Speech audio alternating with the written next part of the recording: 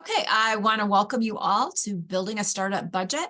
We have Mike Sandman. He is a SCORE Boston volunteer, and he's going to be sharing with you practical tips on how to create your own budget for your business.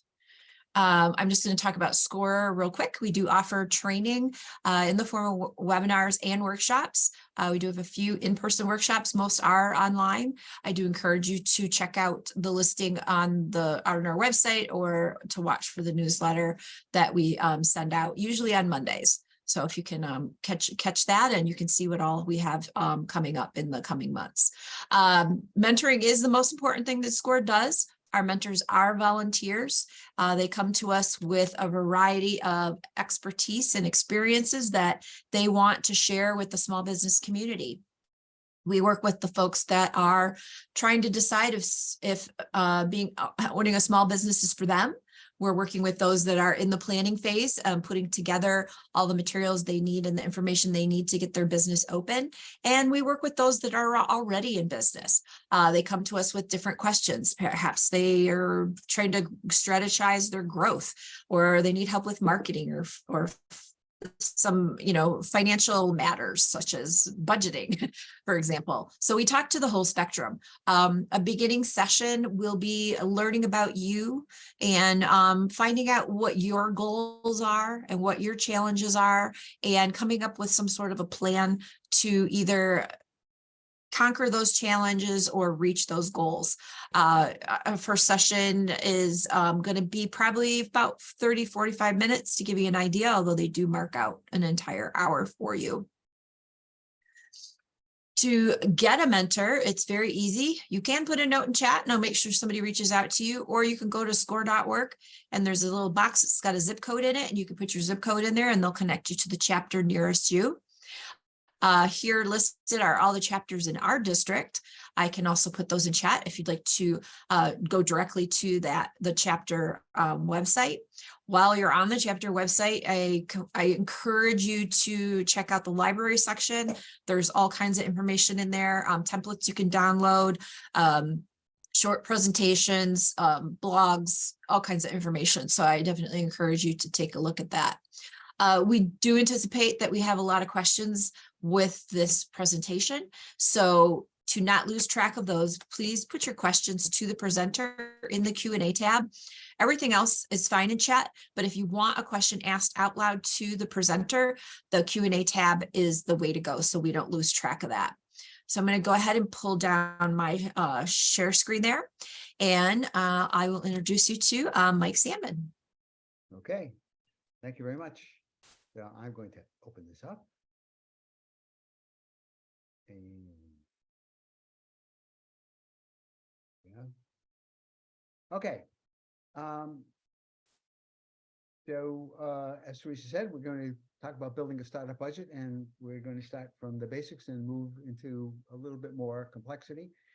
There is an Excel spreadsheet that you can download that will have all of this material in it in separate worksheets under a master spreadsheet. So it's a little complex to go through, but we're going to go through it here step by step, and hopefully you'll be able to follow that and then transfer what you learn here over to that spreadsheet, or you can build your own startup budget spreadsheet if you're comfortable with Excel.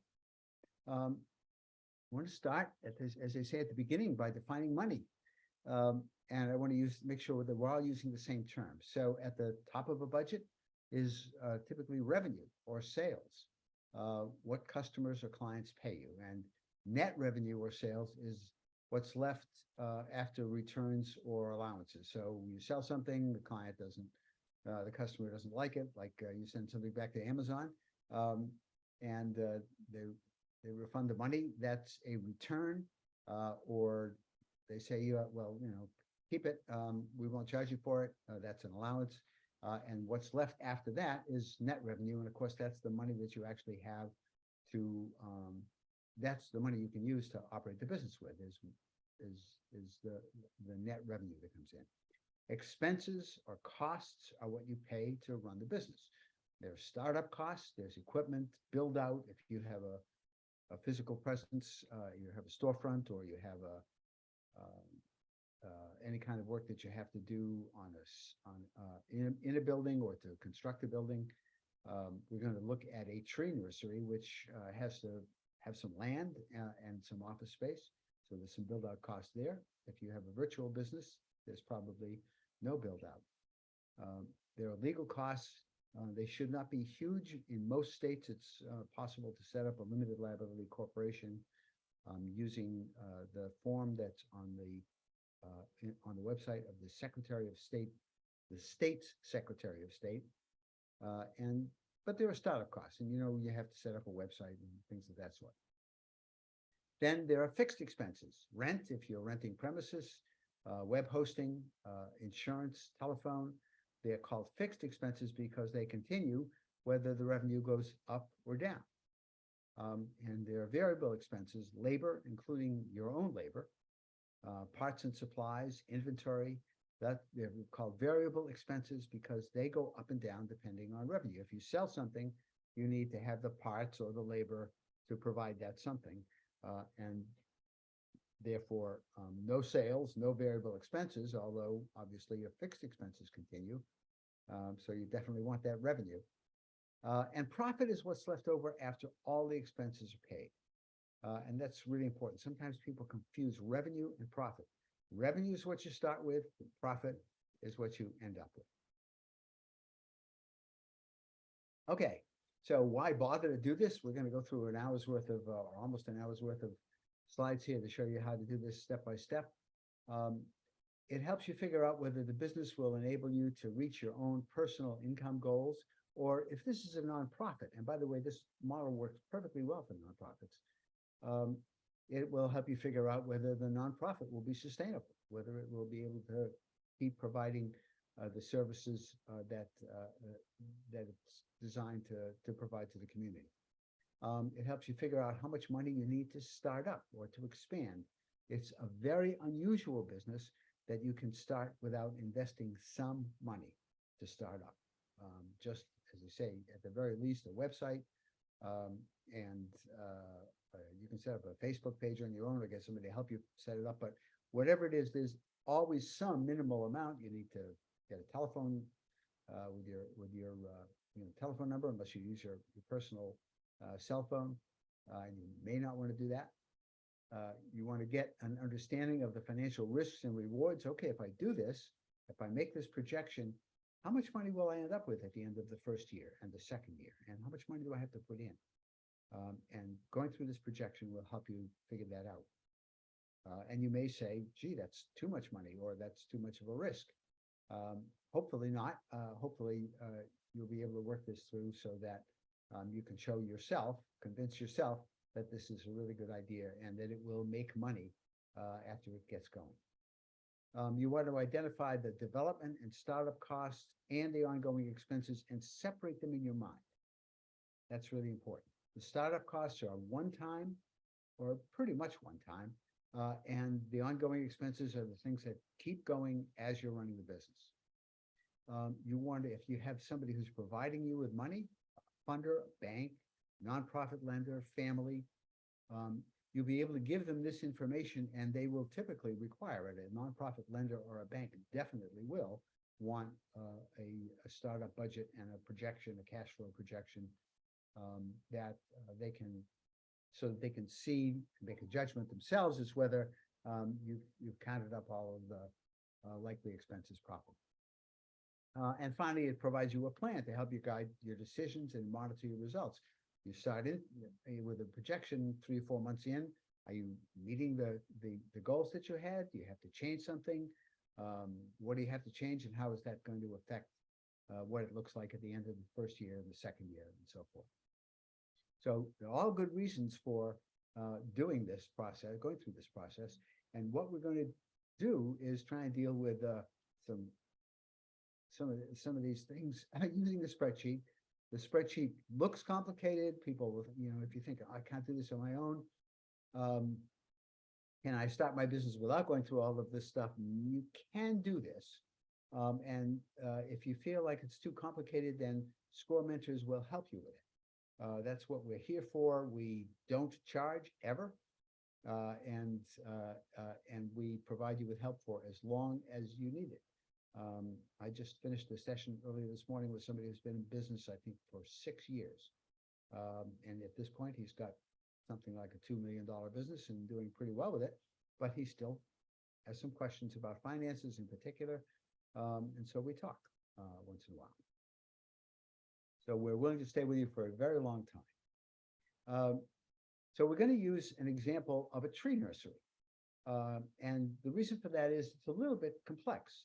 It involves having some inventory, having some land, growing sales slowly over a period of time. A tree nursery produces specimen trees, the kinds of trees that you might put on the front lawn, shrubs and vines. The projected third-year sales, all the way up to 3 years, is $710,000, and we'll show you how we get there. That's $710,000 for the third year.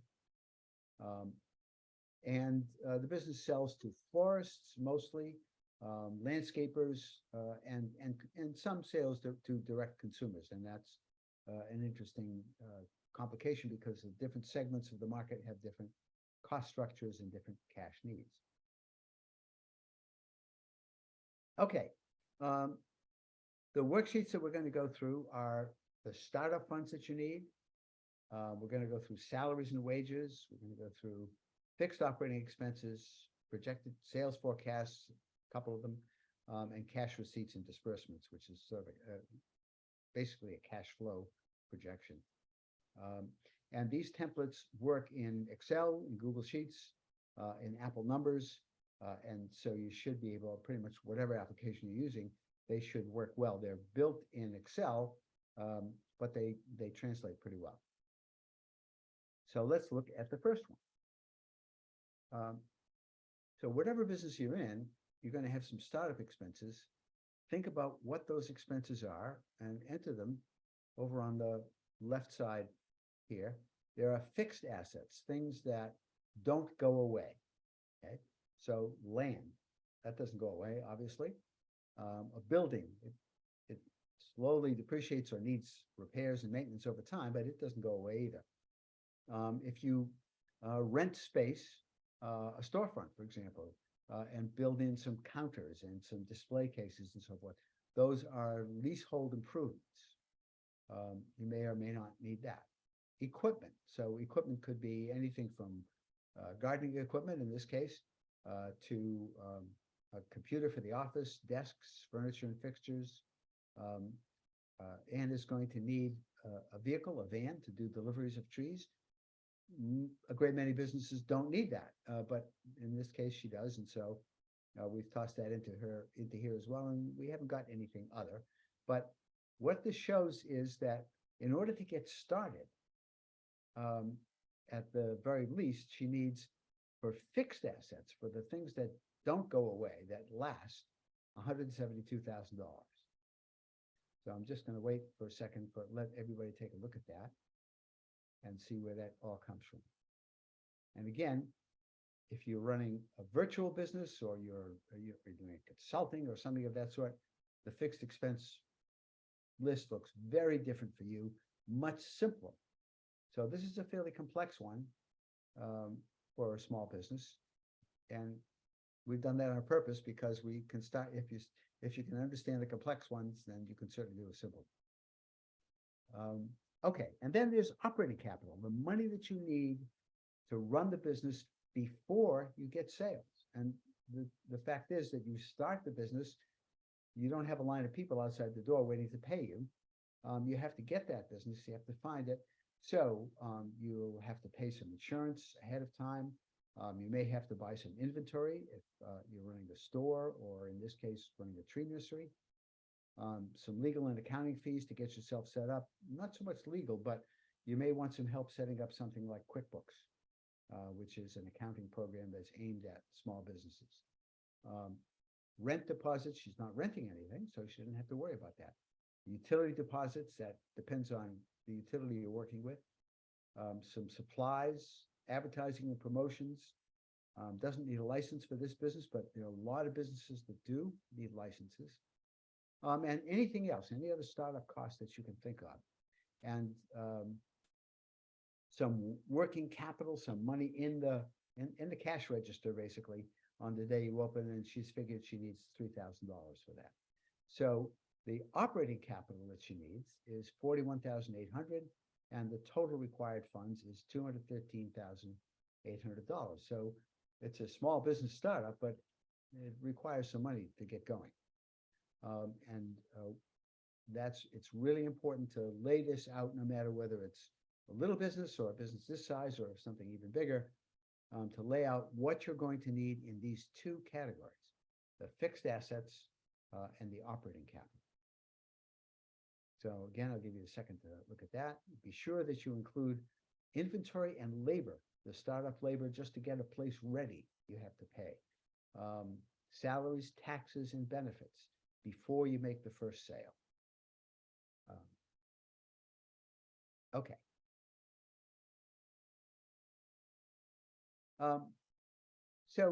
Now let's look at labor, because this is an important one. A lot of people will say, well, I'm going to start this business and I don't have to pay anybody because I'm going to do this all myself. Well, there is somebody you have to pay. It's you. If you need money, if you're starting a business in order to provide yourself with some income, you have to have enough profit out of that business, or enough revenue, I beg your pardon, enough revenue coming into the business so that you can take that pay out and still have some profit left over at the end.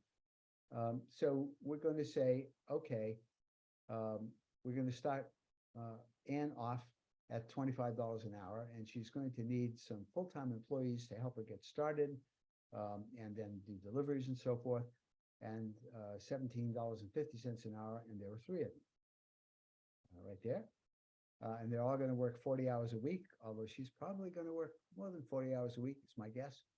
But anyway, you multiply that out, and you come up with the estimated monthly pay, $4,333, $9,100, total of $13,433 of wages, just the pay.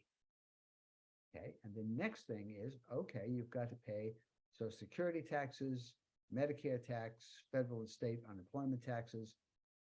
If you have a pension program or a workman's compensation insurance or anything of that sort, if you're paying for employee health insurance, if you're employing enough people to do that, you have to put that in as well.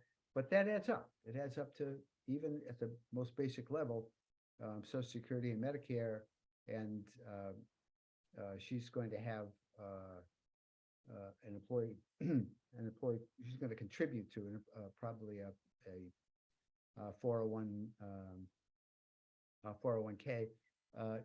She's got $1,500 worth of payroll taxes and benefits, and you add that, and that is the total for labor. And remember, she's got herself in there, and that's really very, very important. And you have to be realistic about what you can pay yourself at the beginning, especially. But you absolutely want to build a business assuming that you are going to get paid.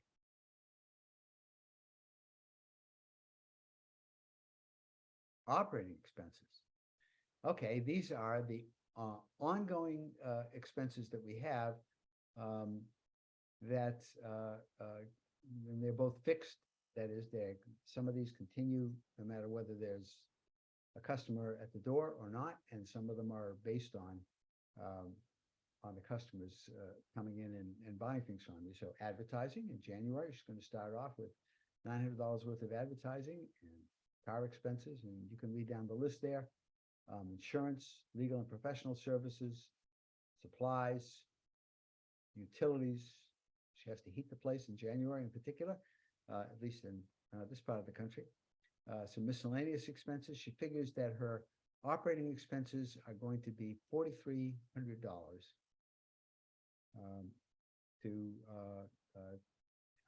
in this first month, and probably in subsequent months as well.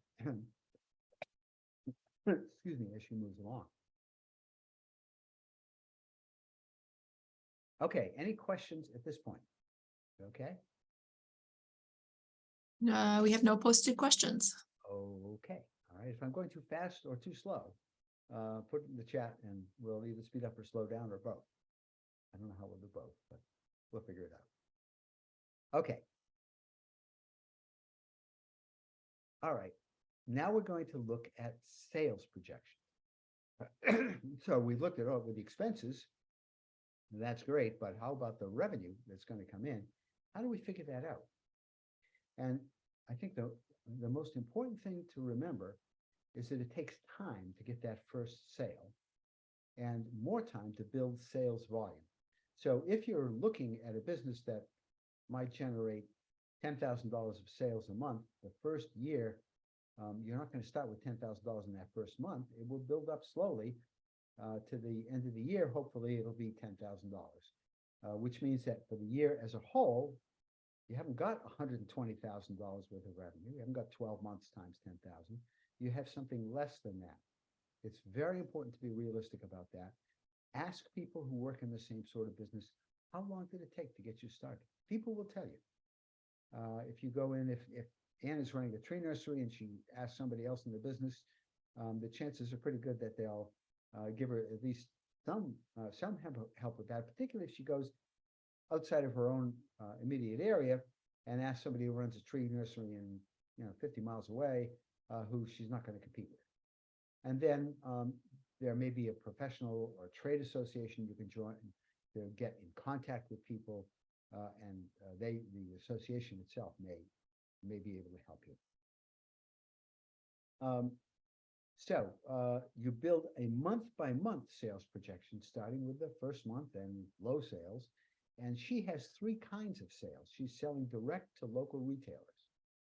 She's selling through representatives to distant retailers. So she's starting a business in, let's say, Wellesley, okay, pick a town, and she's got local retailers and florist shops and perhaps landscapers in the Metro West area. But she also has a representative on the North Shore and another one on the South Shore. And she's hoping that they'll get her some business locally in those areas. And then she's going to do some internet sales to direct sales to end consumers. She's not going to have a storefront for consumers, but she will sell and ship over the internet, sell over the internet and ship to consumers. Now, those three categories of sales have different patterns of buildup.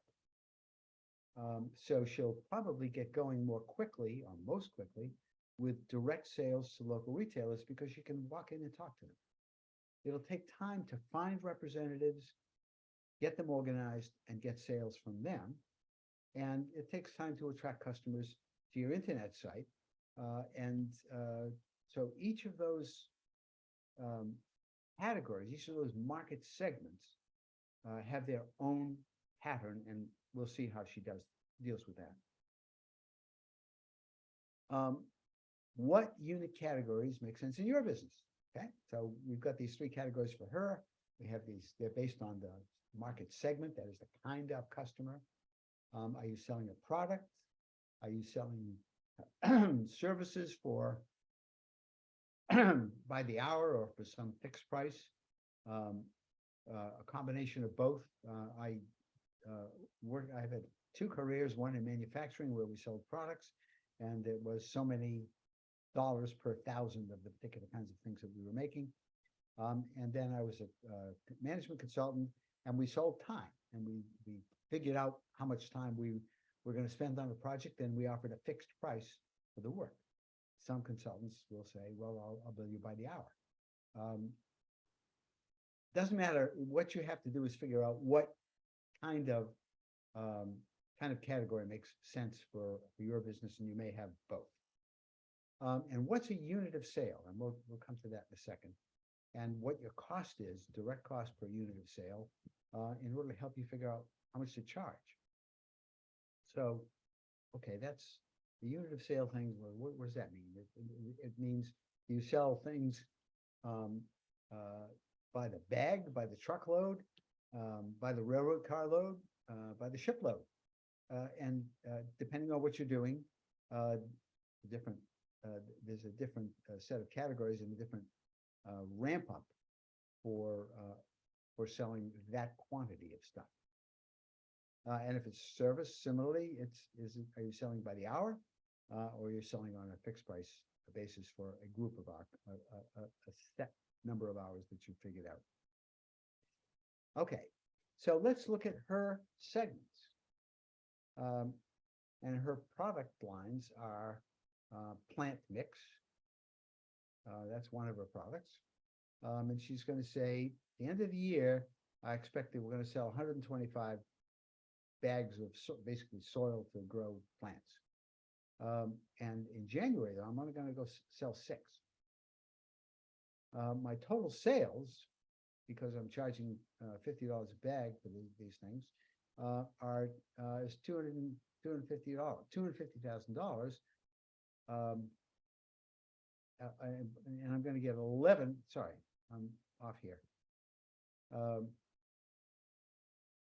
We've got $500. And anyway, I'm going to get $550. We got. I'm not sure where this calculation comes from. I apologize. And I've done this before, so I'm a little surprised that I can't figure it out. But anyway, let's just use what's here. 125 bags, $250,000 of revenue. It costs her $137,500, and so her margin, that is the gross margin before she starts to take off expenses, is $112,500. In January, her gross margin is only $4,950, $4,950, because she's only selling 6 bags. So it's not, and that's not her profit. Her operating expenses still have to come out of that. So she has to do this for each category of sales that she's going to have. So where do you figure out what to charge and what the prices are? Well, you can learn from suppliers. They'll tell you what the prices are. You can look at what competitors are charging and figure out what the market will bear. If you're trying to figure out how many, there are news reports. You can do some work in the industry. You can look at competitors and see how big they are. Join a trade association. You can talk to people, talk to customers, talk to competitors, as I said, talk to chambers of commerce. You can estimate the sales needed to make the business profitable by going through this process, and you can get some help as to what's typical for a business at the Kirstein section of the Boston Public Library. The Boston Public Library has a business section. It's in the lower level of the new part of the library on Boylston Street in Copley Square. And there are reference librarians in there who are very, very helpful. And if you go in there and you say, I'd like to get a sense of what the typical level of sales is for a commodity, whether it's trees or computers of a particular type, they may be able to help you with that. And they can certainly point you to some resources where you can find that information out. It's way better than doing a Google search. It takes a bit of time to go in there, but you'll get much deeper information.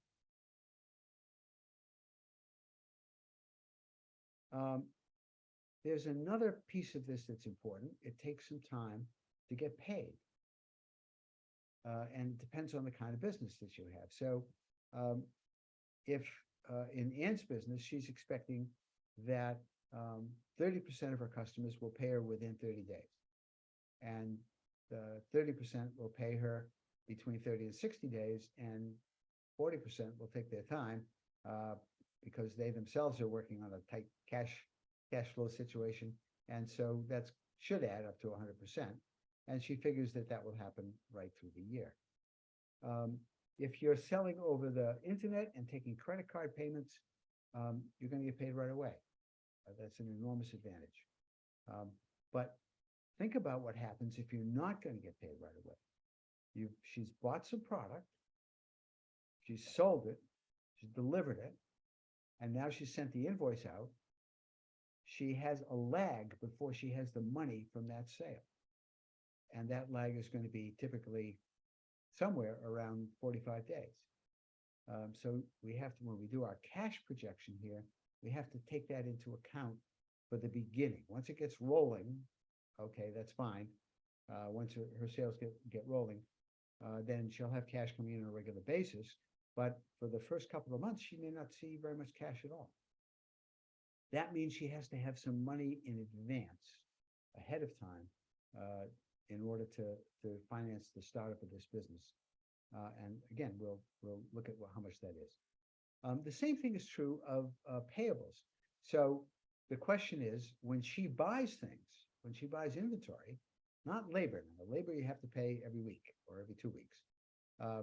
But she's buying plants, so she's buying soil, she's buying, whatever else she sells.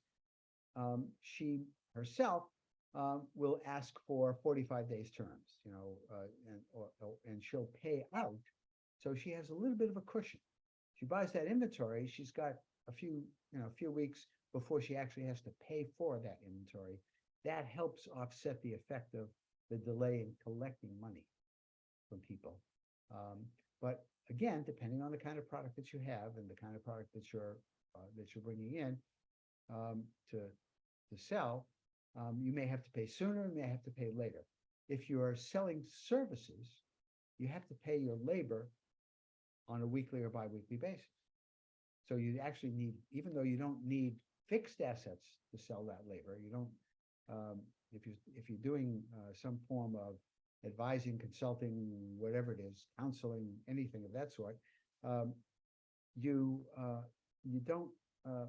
don't need to have an office. You don't need to buy land and all that sort of thing, but you do have to have the cash to pay your people so that they can live, and you have to have the cash to pay yourself so you can live. So all of those things count in figuring out.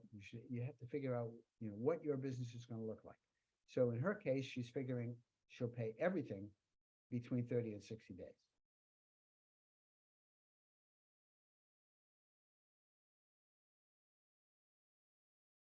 Okay, where is she going to get the money? And how much money does she actually need? Because we figured out that she needs $213,800 back at the beginning there. And she's got $115,000. So that might be from a mortgage on her home. She might have saved that money. She might have gotten it from a family member. But that's the money that she can put in. She's got a commercial loan, and she's able to go to a bank because she's put in that amount of equity. Banks will lend you money if they're pretty comfortable they're going to get it back. And so she's able to get a commercial loan based on the fact that she's bought some land. There are some assets there that the bank can get a hold of if they don't get paid back. She has a mortgage on that land, or perhaps on the building that she's put on it. And she's gotten a van, and a $20,000 van, and she's got a loan of $15,000 for that. So this is what she has for funding. So it matches up what we had way back at the beginning here. Let's go back and look at that as to what she needed.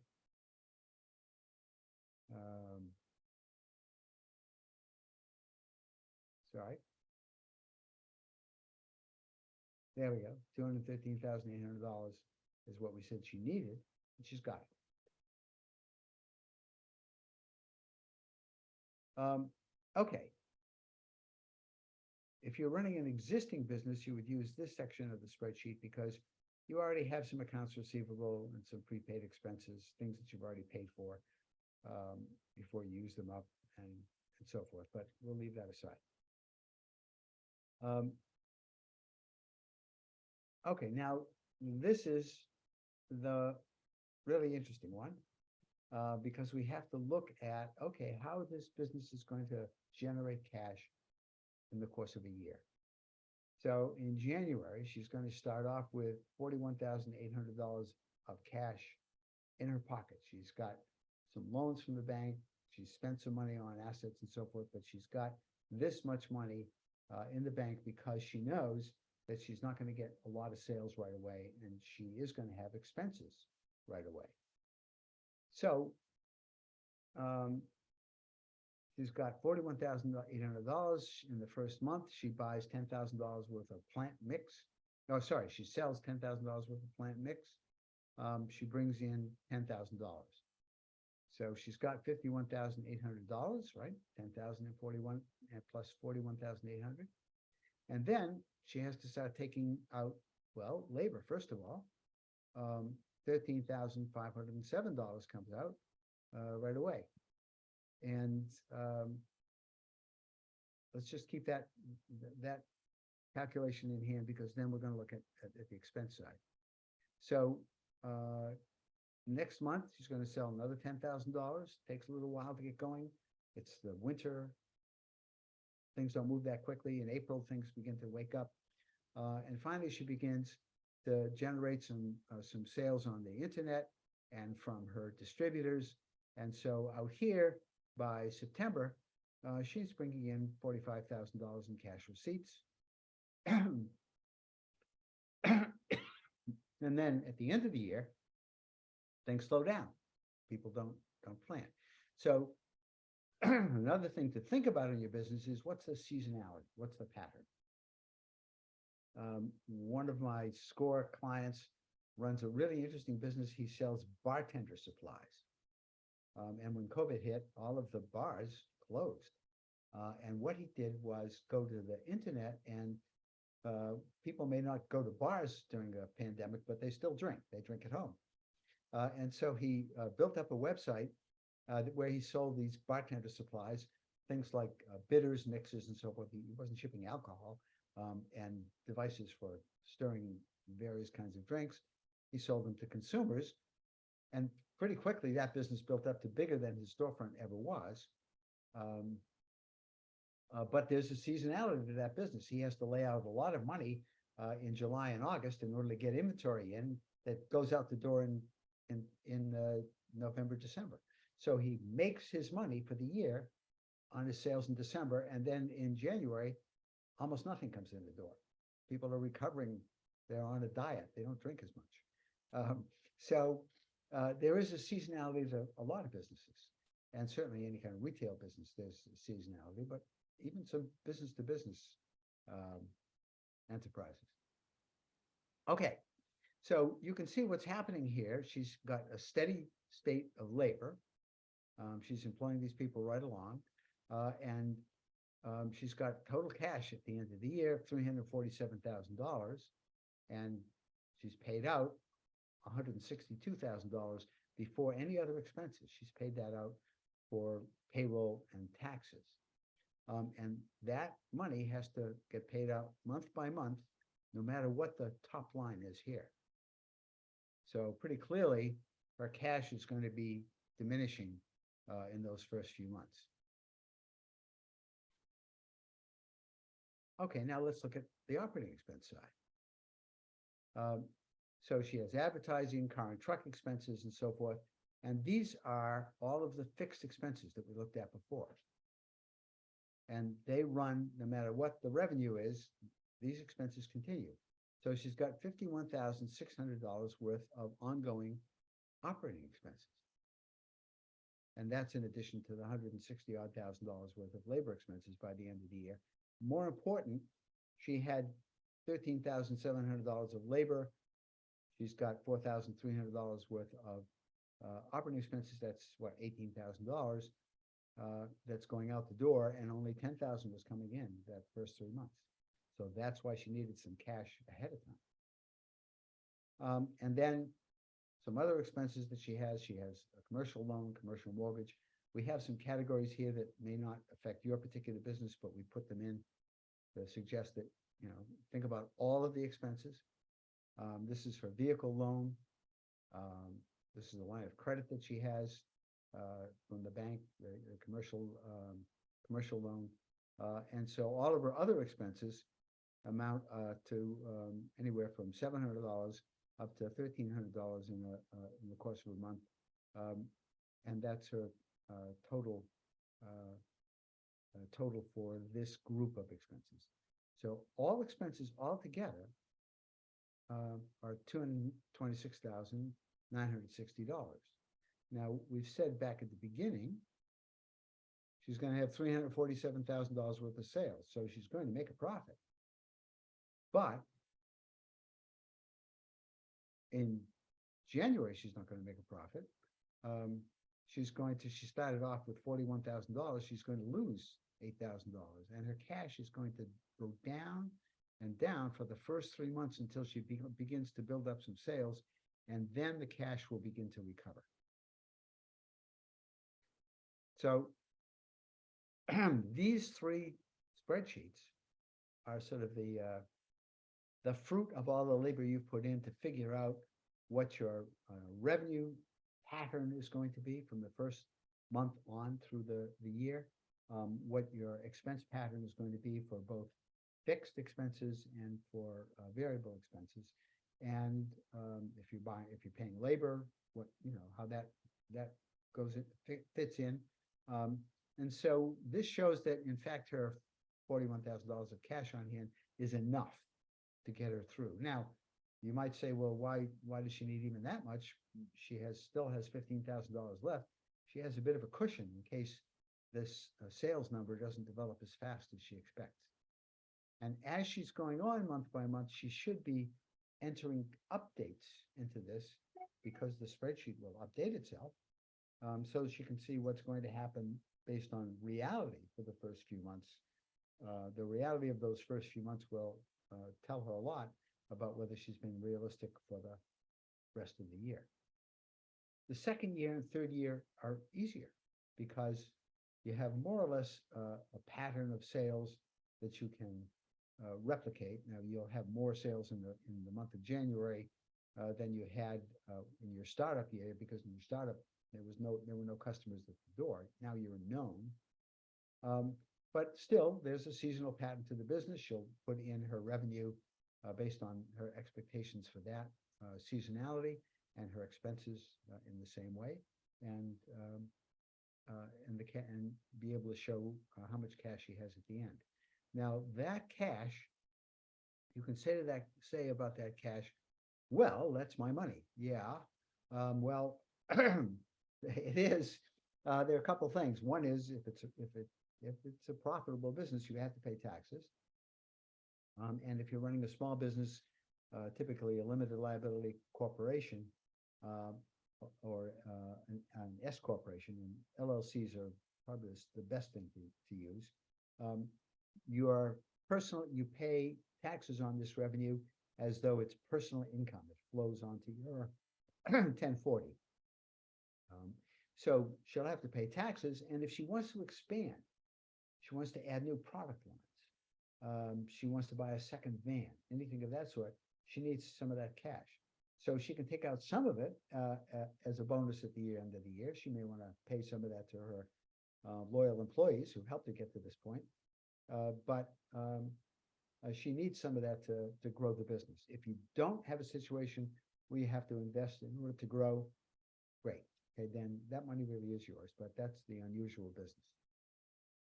Usually, even if you're just selling labor, even if you're running essentially a virtual business selling labor, you'll need more labor, more people, and so in order to expand, and that's something that you may or may not want to do. But if you do, you have to take some of that cash and use it to hire people, train them, and so forth. Okay, so we've gone through all of that. Let's take a look at the chat and the Q&A and see what we've got. Yeah. Well, first I want to say we do have a hand raised, and we'll get to you in a moment, Richard. If you had a question, I can unmute you to ask. If you don't have a question, then go ahead and lower that hand. Otherwise, I will unmute you here shortly. So question, in case of a sole proprietorship operating at home, how do you distinguish personal and business expenses? Okay, good question. So what the Internal Revenue Service says is, and it's a good idea to follow their guidelines, says you look at the area of the home that's devoted solely to the business, and you calculate all of your household expenses based on so let's say that you've got a house with 3 bedrooms, and you set aside one of those bedrooms. And that bedroom has, I don't know, it's 10 by 15, 150 square feet. And your total home is 2,000 square feet. And so you take that 150 divided by 2,000, that's the percentage of household expenses that you can apply to the business. And there is in Schedule C, when you file your tax return for your business, there is a form that will lead you through that calculation. One of the things you can do is charge off depreciation on the house. If you're renting, same thing. It's a percentage of the rent based on the area.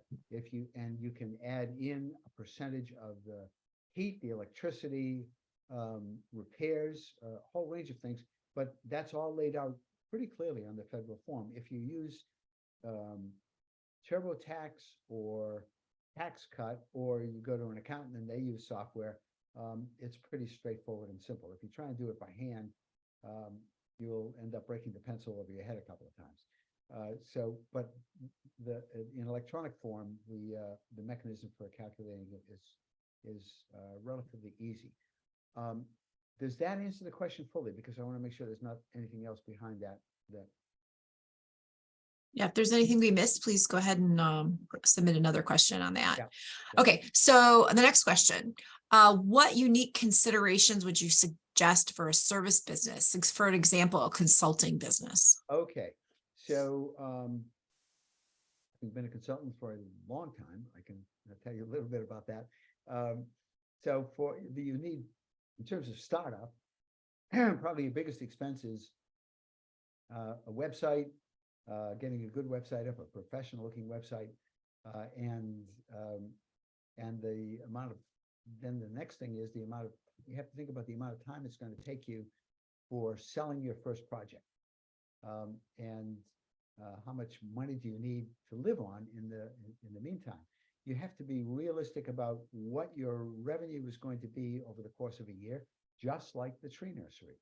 So how much per hour or per day or per week am I going to charge for my services?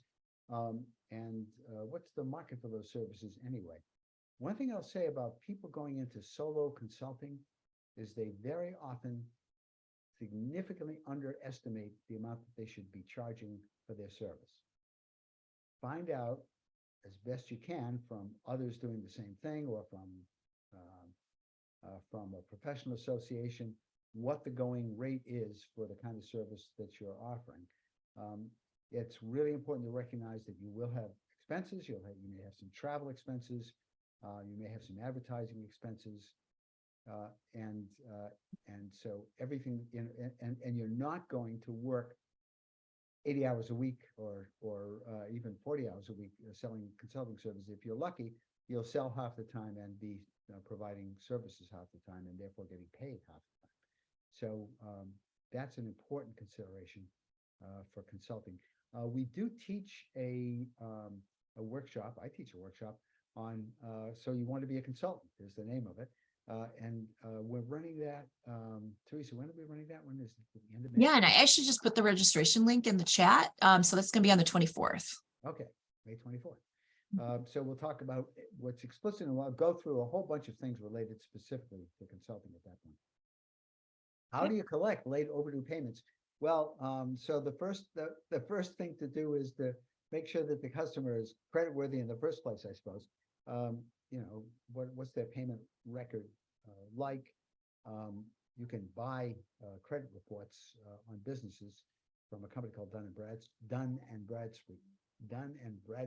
They're not cheap, but they're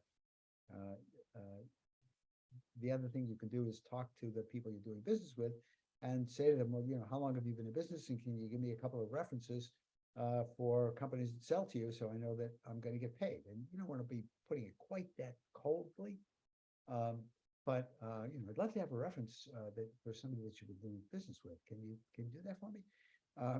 That would be great.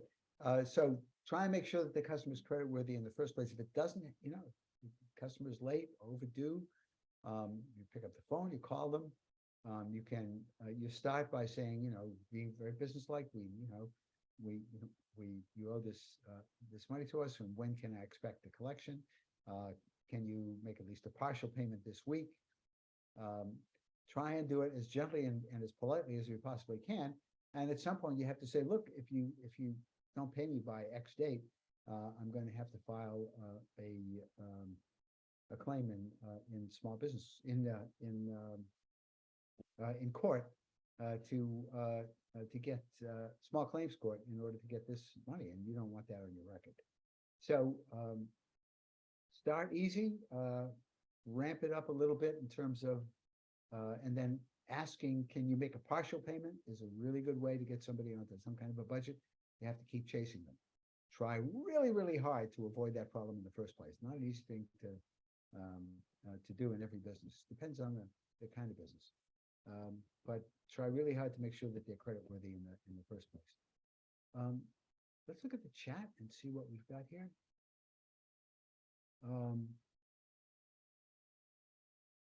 We have so there's in the chat, there's another question about sharpening financial skills. Yeah, okay.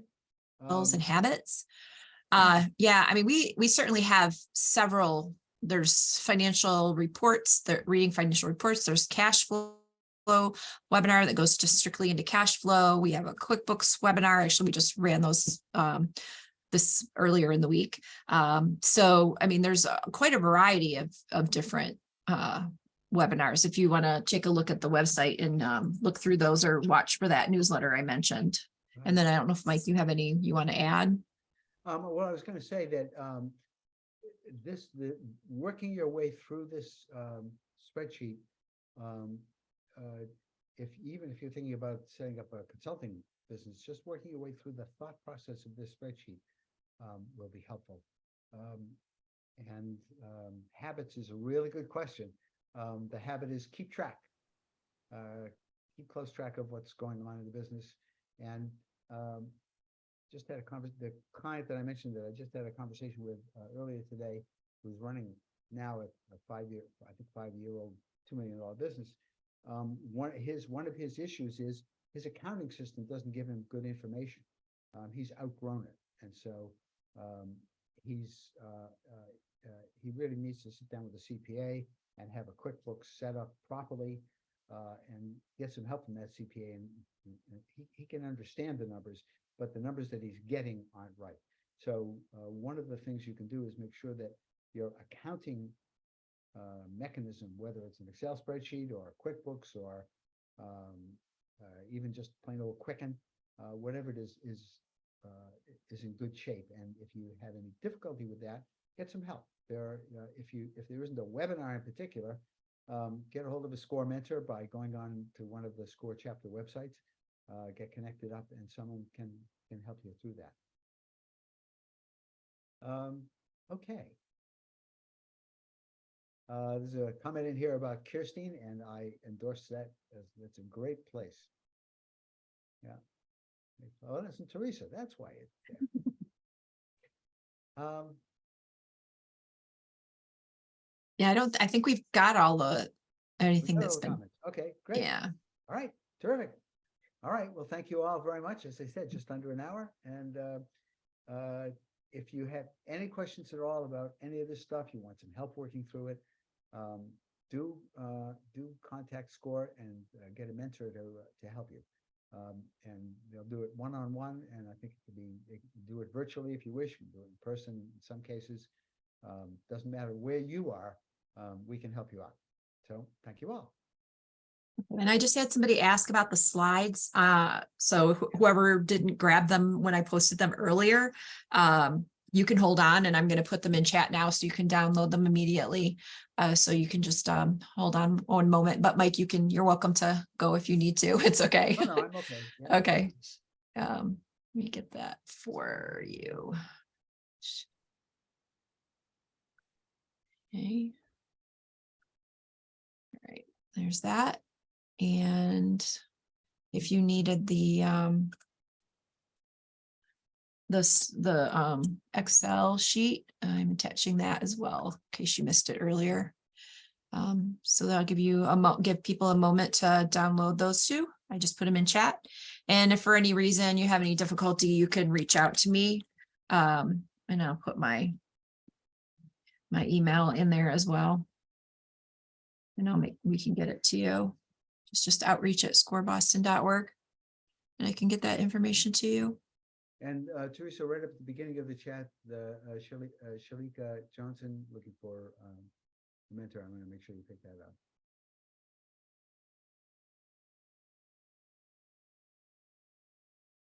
Okay. Missed that one. Yep. Thank you for pointing that out. I did miss that one. Okay.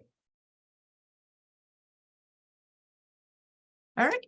It just came in. Okay, great. All right, we're going to go ahead and close out and just get a hold of us if you have any further questions and that we can assist you. Oh, sorry. There's one other question here. Oh, Advice regardless of immigration status. So first of all, let me say that as far as SCORE is concerned, we don't worry about what your immigration status is. We're happy to help you. If you're here, we'll help. But there's no particular issue with immigration status locally. It's a federal issue.